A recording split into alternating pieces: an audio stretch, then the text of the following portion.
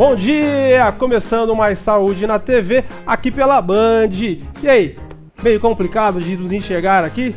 É esse o tema do nosso programa. E para falar da saúde do seu, do meu, dos nossos olhos, recebemos o oftalmologista Dr. José Khalil Mansur. Bom dia, doutor, seja bem-vindo. Bom dia, Paulo. É um prazer estar aqui na Band, no programa Mais Saúde. Muito bem, doutor. É um prazer nosso recebê-lo, você que já é um parceiro da revista Mais Saúde, né? Já está com a gente desde o comecinho da revista. É um prazer recebê-lo aqui, que será um consultor oftalmológico do Mais Saúde na TV. Um prazer. Que beleza. Doutor, para a gente começar esse programa, nós temos aqui algumas ilustrações e a gente vai estar falando um pouco sobre as doenças que acometem os olhos, né? A gente vai estar falando sobre a saúde dos olhos. Doutor, para a gente começar esse programa, temos aqui os três tipos de doenças mais comuns, podemos dizer assim? Sim, não é bem uma doença, né? São as ametropias, que são defeitos na visão, né? A pessoa ela pode ter a miopia, né? A hipermetropia e o astigmatismo. Então, esses defeitos, as ametropias, são defeitos ópticos do olho que fazem com que a pessoa não tenha foco visual.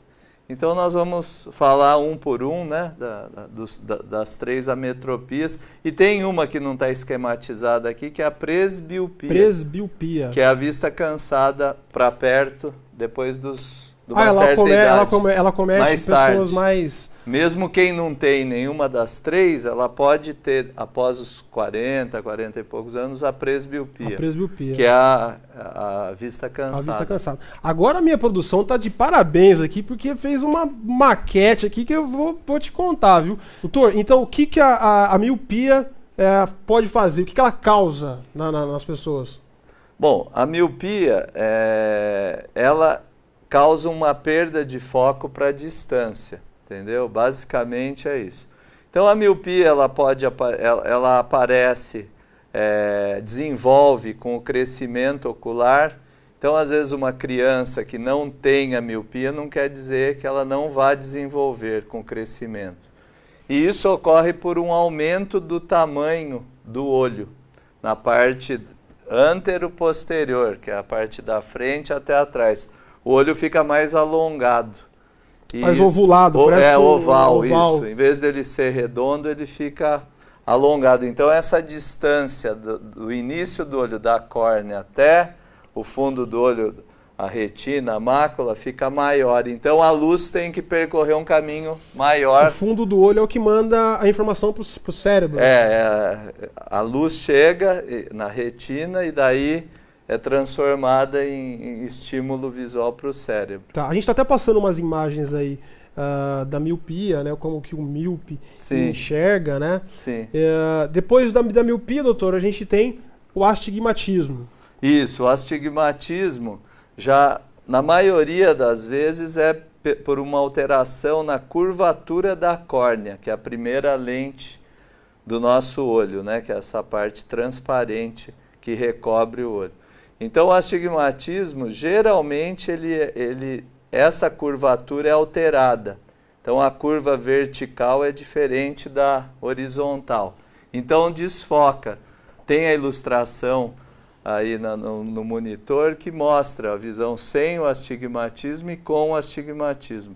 E o astigmatismo dá uma dificuldade, uma distorção no foco, tanto longe quanto perto. Entendeu? Para todas as distâncias. Agora, o olho das pessoas que têm astigmatismo, ele já não é igual para quem tem miopia, já não é mais ovulado. Não, o tamanho axial, que fala da frente até a parte posterior, ela geralmente é mantida, desde que só tenha astigmatismo. Mas ele pode ter astigmatismo e miopia. Pode ter os dois. Pode, ou astigmatismo e hipermetropia, que nós vamos falar daqui a pouco da hipermetropia. E falando na hipermetropia, a gente já tem aqui a hipermetropia, doutor. Esquematizando nesse olho, a hipermetropia é quando o globo ocular ele fica com o tamanho menor do que o que deveria ser normal. Ah, o globo ocular nesse caso já é menor. Antero-posterior, ele é mais raso. Então, a profundidade dele é menor do que, por exemplo, um olho normal, o hemétrope que a gente fala. Então, isso aí também atrapalha mais até o foco de perto, entendeu? Porque o olho... Aí ele acomete mais, ele atrapalha mais para quem enxergar de perto. Mais perto, né? Tudo isso depende do número de grau que a pessoa tenha. Se tiver muito grau, vai atrapalhar longe também, tá? Mas normalmente, ametropias não muito elevadas, ele dificulta mais perto. E à medida que a gente envelhece, ele vai dificultando mais ainda a visão de perto.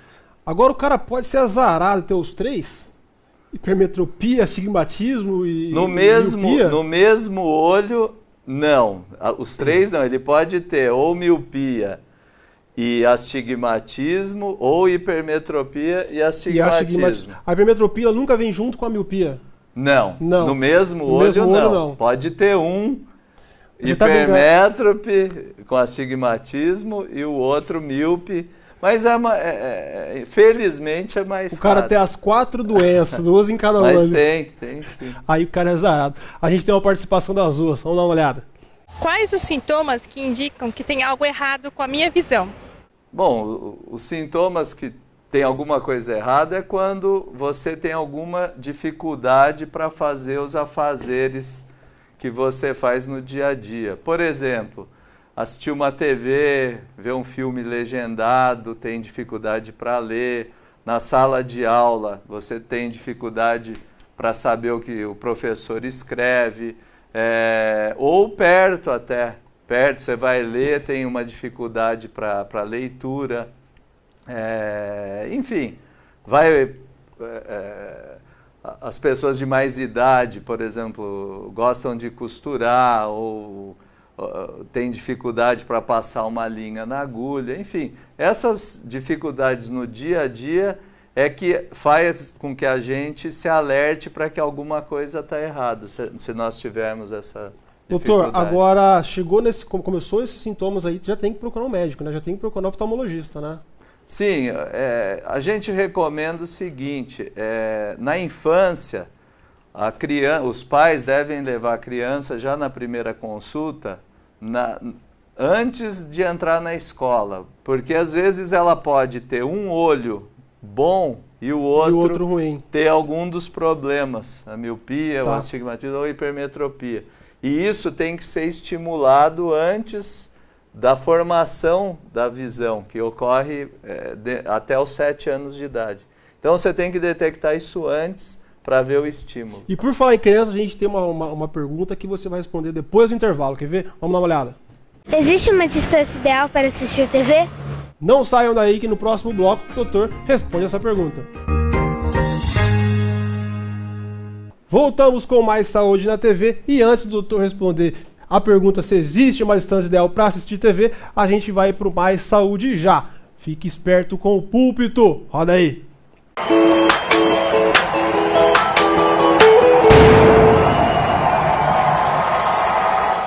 Você tem que se cuidar mais para cuidar da gente. Damares, fuma menos que faz mal à saúde. Lica, parabéns pelos 2 quilos, já é um avanço. Continua, tá? Quero ver mais resultados. Beijo. Edinho, manda um grande salve pra você aí, guerreiro. Você que é skatista aí, ó, pare de fumar e dê um exemplo aí pra galera que vem chegando nova no skate aí, beleza?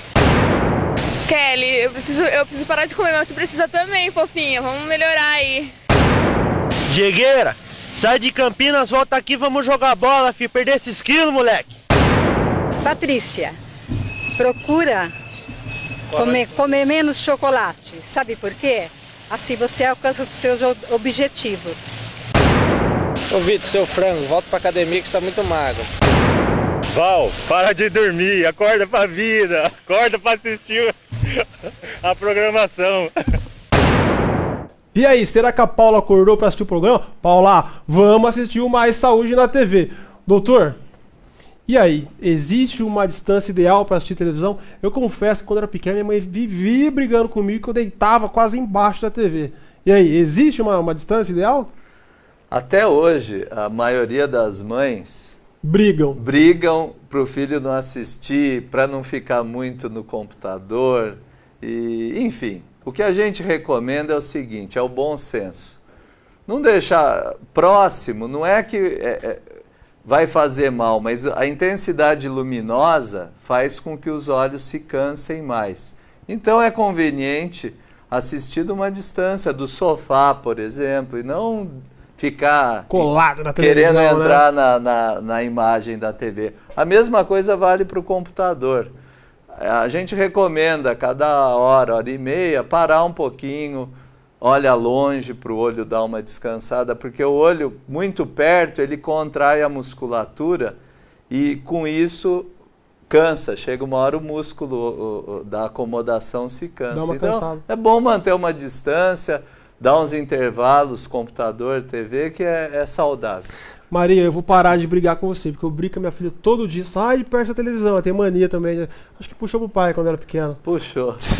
Doutor, agora uma coisa muito legal, recomendo, é a cirurgia refrativa para aposentar os óculos. Vamos falar quase isso. Né? Quase isso. E aí existe a cirurgia refrativa. Doutor, quando a pessoa é indicada a fazer cirurgia para não usar mais os óculos? Primeiro tem que estabilizar o grau. Então você tem que fazer não na adolescência, pós-adolescência, já com a pessoa adulta. Por quê? Porque o grau ele modifica até nas mulheres até 19, 20 anos, nos homens em torno de 20, 21 anos, o grau evolui. Tem casos, obviamente, que evolui mais e tem casos que estabilizam até um pouco antes. Então a gente tem que acompanhar esses pacientes até o momento que o grau estabilizou, faz-se os exames, se não houver contraindicação, indica a cirurgia. Quais os tipos de cirurgia? Para correção dos graus, existe a correção da miopia, que é a mais comum. Isso. Por quê? Porque o míope não vê longe. Então, o objetivo dele principal é tirar esse óculos que ele depende desde que ele adquiriu essa miopia. Então, a miopia, vamos dizer, o maior número de cirurgias refrativas é da miopia. A partir do momento que estabilizou 20, 21 anos, em média, não está tendo mais evolução, pode ser feita a cirurgia. A laser, é o Excimer Laser, ou Excimer Laser. E é super tranquilo, né, doutor, para fazer, né? É tranquilo, é rápido, seguro, tá? Desde que você selecione bem esse paciente e indique corretamente, não há nenhum problema. A recuperação é muito rápida e segura. Joia, a gente tem uma participação das duas, o pessoal quer entrar na nossa conversa, vamos dar uma olhada. Quais exames eu devo fazer antes da cirurgia? Os exames, em primeiro lugar, seria a consulta oftalmológica, né? Passa no médico oftalmologista, define grau, o que envolve a consulta, a sua acuidade visual, sua visão, e aí tem que medir a córnea, a espessura da córnea, tem que fazer um exame chamado topografia ou ceratoscopia, que vê a curvatura da córnea dessa parte. Ele vai ver essa curvatura. Essa curvatura, se é compatível, né, com a correção. E a espessura eu já falei, chama-se paquimetria. E ver outras doenças, se há algum problema de fundo de olho.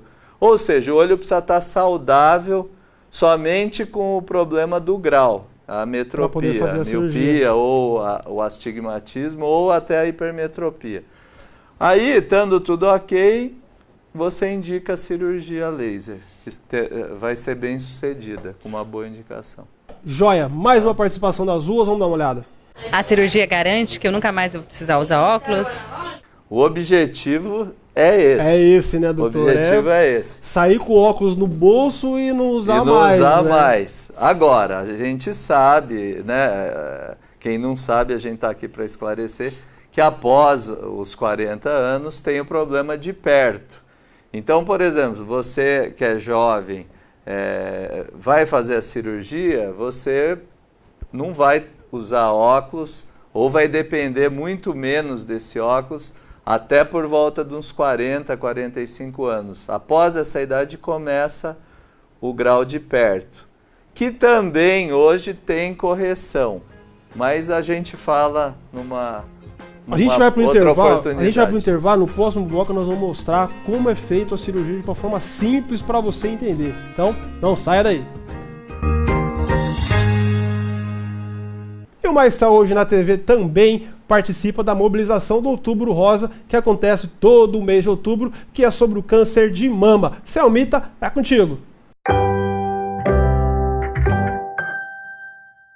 Hoje nós vamos contar a história da Sandra, que começou no ano de 2007, onde ela descobriu que tinha um nódulo no seio esquerdo. Ela passou por todos os tratamentos, fez as sessões de quimioterapia, de radioterapia e hoje ela vai contar um pouquinho mais dessa história de toda essa sua superação. Sandra, como foi que você descobriu o nódulo? Eu descobri em 2007, fazendo autoexame, eu própria, no banho. Procurei o médico, aí foi um período de acompanhamento dele de a cada 6 meses. Mamografia, radiografia, fazia mamografia, fazia a ultrassom, constava só que era um nódulo cistítico. Se passou 2 anos, chegou em 2009. Aí, como havia crescido, né, que daí ele disse que a gente poderia estar fazendo a punção. Aí, conversando com uma amiga, ela falou assim, vai para fora. Aí eu mesma fui para Jaú, procurei o médico, levei os exames, refiz os exames e foi constatado que eu estava com câncer de mama. E aí você quem contou para sua família e como que foi assim o apoio? Eu contei que na realidade no dia eu fui com 2 amigos meus, um casal. Aí liguei para minha irmã que estava aqui, liguei para minha mãe, liguei para uma outra irmã que estava em Angra. Aí falei para elas. Aí ela falou assim, fica tranquila. Eu falei, então tá. Aí voltei para cá, daí já foi o período de fazer os exames, né, que tem que fazer uma série de exames para ver se tem metástase, alguma coisa, né? Aí deu assim mais uns 2 meses de exames. Aí fiz a cirurgia, mas aí minha família foi assim, fundamental. Me acompanhou, os amigos também, e aí eu não ficava sozinha, né? Então era assim, 24 horas tinha gente na minha casa. Nossa, eu acredito. Ligando, conversando. Como eu não saía, porque eu era muito de sair, o pessoal fazia festa na minha casa, porque eu não estava podendo sair, mas eles faziam festa aqui, mesmo que eu ficasse dentro do quarto. Eles ficavam fazendo churrasco, tudo lá fora. Eu acredito, então, que isso foi um ponto, assim, né, como que a gente... Foi uma coisa, assim, que o que ajuda muito uma pessoa quando está numa fase dessa é, assim, a família mesmo, a família, amigos, que não te deixa sozinho. E cabeça é tudo, né? Você tem que estar assim, 100%. E você fez, primeiro você fez a cirurgia para depois as sessões de quimio e rádio? Fiz a cirurgia primeiro, depois comecei a fazer a quimioterapia, que foram 8 sessões de quimioterapia, que dá um período de 8 meses, né? Que é a cada 21 dias. Depois você faz a rádio, que depende da pessoa, tem gente que faz 23, 30 sessões, né? Eu fiz 23, então você fica assim a semana toda lá, porque daí não dá pra estar indo e voltando todos os dias. Sandra, você trabalha no comércio, o que mudou na sua rotina? Então, o comércio, ele é meio que puxado, né? Então, na época, eu dei uma afastadinha assim do comércio. Mas com o apoio da minha família, minha irmã tomava conta pra mim. Aí eu ia lá mais pra passeio, porque na realidade, quando tudo isso começou, eu tava pra reformar a minha loja. Eu continuei a reforma, ela falou assim, não, vamos continuar. Então tomavam conta pra mim, e eu ia lá mais a passeio, à tarde. É isso mesmo, gente, o Outubro Rosa tá aí para que as pessoas se conscientizem, para que as pessoas façam um autoexame nesse combate ao câncer de mama. Que eu espero que a história da Sandra sirva de exemplo de superação para muita gente. Até a próxima. Boa, Selmita, é isso aí. Doutor, a gente tem mais uma participação nesse bloco. Manda aí. Vamos lá. Existe uma idade certa para fazer a cirurgia? Então, a idade ideal para a cirurgia é no momento que o grau estabiliza, né? Principalmente a miopia, o astigmatismo e a hipermetropia. E isso ocorre, como eu já falei anteriormente, em torno de 20, 21 anos de idade. Então, passando em consulta regular, a gente determina a hora que o grau estabilizou para poder indicar a cirurgia. Agora a gente tem aqui nossas ilustrações aqui. Nós temos um olho que ainda não fez a cirurgia e um olho mais ou menos aí no processo da cirurgia. Eu queria que você explicasse um pouquinho, doutor, para a gente saber, para quem está em casa entender mais ou menos como é o processo da cirurgia. Não, a cirurgia é o seguinte, as técnicas mais usuais, eu vou falar das mais usuais, é a técnica chamada PRK, que PRK quer dizer que é uma fotoablação da córnea. Então o laser, ele desgasta essa parte da córnea, regularizando, entendeu? Então, por exemplo, o que é uma lente de óculos? Ou uma lente de contato? É uma lente que foi desgastada até chegar num determinado grau. Então, a nossa córnea, ela tem bastante grau, é uma lente com bastante grau. Então, para você corrigir, o laser ele faz um processo de desgaste para anular o grau que a pessoa tem. O PRK, como é uma técnica direta, não há corte, não há nada nos olhos. Já chega o laser direto, só pinga um colírio, anestésico. Deixa o olho aberto, põe uma fita segurando, né, para não piscar. E a pessoa, depende da colaboração do paciente. Ele tem que olhar para a luz. E a correção hoje é muito rápida. Esses lasers modernos, ele tira cada grau em 1,2 segundos. Com um pouquinho mais de um minuto. Não, segundos. Cada grau. Cada grau? Que vai, Se o cara tem 5 graus, o Edil tem 5 graus e 5 segundos, 6, 8, 7 segundos aí, acabou o problema. 7 segundos, Então é muito rápido. É mais demorado para preparar do que o grau. Entrar na sala, preparar, tal, demora mais do que propriamente o laser. O LASIK já é uma técnica que tem que haver um cortezinho da córnea. É como se fosse um levantamento da espessura, um exemplo, de uma lente de contato bem fininha. Então tem um aparelhinho que faz o levantamento. Esse aparelho tem 2 tipos. Tem um que é com lâmina, chamado microcerátomo. Que é muito fino. Ele acopla e corta. Não há dor, é indolor, é feito também com anestesia. Não tem sangue, não tem nada. E existe um laser novo agora, antes do laser da correção, que também pode fazer esse levantamento. Entendeu? E aí faz o levantamento, ele levanta para fazer o laser, entrar o laser. Não mais interno. Não é igual esse que entra direto, ele entra mais interno. Ele faz na camada mais interna e terminada a cirurgia, isso aqui se encaixa perfeitamente e a pessoa já sai de olho aberto. Esse é o LASIK. LASIK. LASEK é a mesma coisa. LASEK já é uma outra técnica que você remove o epitélio da córnea, faz o laser e esse epitélio você cobre de novo. Cada técnica tem a sua indicação. Isso aí vai depender dos exames pré-operatórios para você definir qual a melhor tem vezes que você pode fazer ou uma ou outra. Aí depende da gente conversar com o paciente, ver a expectativa dele de recuperação. O LASIK, a recuperação é mais rápida, apesar Ele é mais comum também ou não? Não, hoje está se usando mais o PRK. Agora, depende o grau e a espessura da córnea, você indica uma ou outra. Joia, doutor, a gente tem mais uma participação aí, vamos dar uma olhada. Quais são as recomendações pós-operatórias? No pós-operatório, as recomendações são, primeiro, usar os colírios, tem colírio antibiótico, lubrificante, anti-inflamatório. Às vezes no PRK é comum tomar um analgésico para não ter incômodo de raspar o olho. Segundo, evitar piscina, poeira, água do mar, enfim, se expor a pó, principalmente evitar ambientes com muita gente, que possa ter alguém com uma conjuntivite. Agora a vida normal também, né, doutor? Não é aquela coisa de ficar trancado, vida praticamente normal, vida né? normal, vida normal. O PRK demora uns 3 dias para aquele epitéliio da córnea se regenerar. Então, esses 3 dias a gente recomenda que fique mais em casa e tal. O LASIK é comum pacientes virem dirigindo o carro depois da cidade, no dia seguinte. Muito bacana, doutor.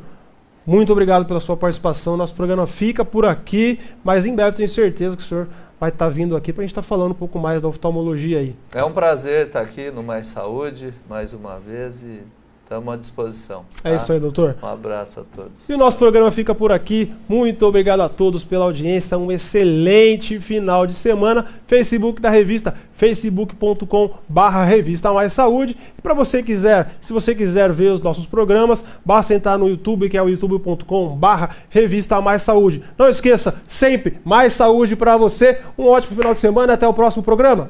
Tchau. 3, 2, 1, foi. Doutor, a gente ficou com uma pergunta então. Mentira, a gente vai falar agora. O que a pessoa, quando o míope sente, quais são os sintomas, o que a não é doença?